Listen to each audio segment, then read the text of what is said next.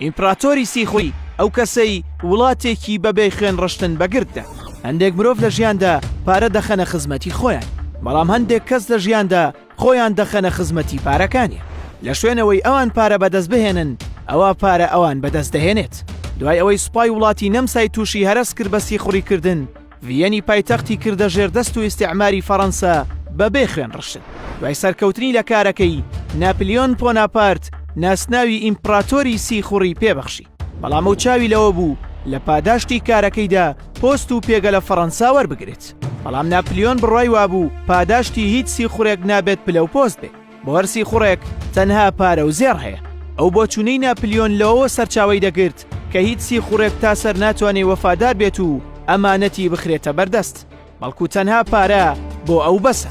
کارڵ شۆڵمیستر ئیمپراتۆری سیخوڕی بازرگانێکی گەنج و شارەزا بوو، دواتر دەستی کرد بە قاچاقچیکردن، بەهۆی بازرگانیەکەیەوە زانیاری وڵاتانی لابوو. ئەمە بوو بۆ هۆکارێک سایکۆلۆژی خەڵک شارەزا بێت و بتوانێت لە ناو نەتەوەکان شوێنی خۆی بکاتەوە، هەر بەهۆی کارەکەیەوە هەوڵی داخۆی لە سەرکردەکان نزیک بکاتەوە.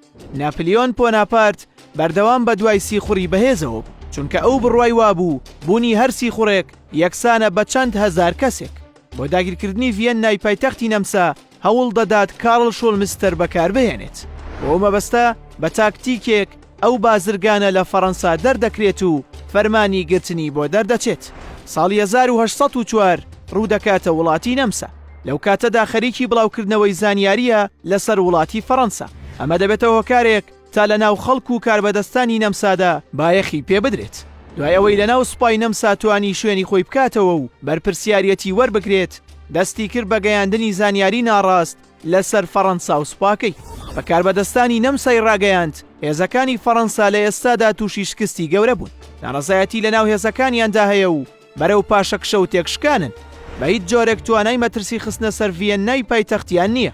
ئەم زانیاریانە لە کاتێکدا بوو کە سوپای فەڕەنسا لەسەر ڕووباری ڕاین لە ئامادەباشیدا بوو و چاوەڕێ ئەو سیخوڕەیان دەکرد تاکو ئاماژەیان بداتێ لە سەرکەوتنی کارەکەی، چونکە قەڵای یەکەم لەسەر ڕاڕەوی پایتەختی ڤیەننا زۆر بەهێز بوو و بە ئاسان نەدەگیرە. سوپای نەمسا بە سەرکردایەتی مارشال ماک لەگەڵ 30,000 سەرباز لەسەر زانیارەکانی شۆڵمستەر سوپای ڕەوانەی کەنارەکە کرد تا گەماڕۆی هێزەکانی فەڕەنسا بدات. بەڵام لەو کاتەدا خۆیان دەکەونە ناو بۆسەکەوە بە جۆرێک توانای ڕوبەڕوونەوەیان نابێ و بەشێکی گەورەی سوپاکە خۆیان دەدەن بەدەستەوە.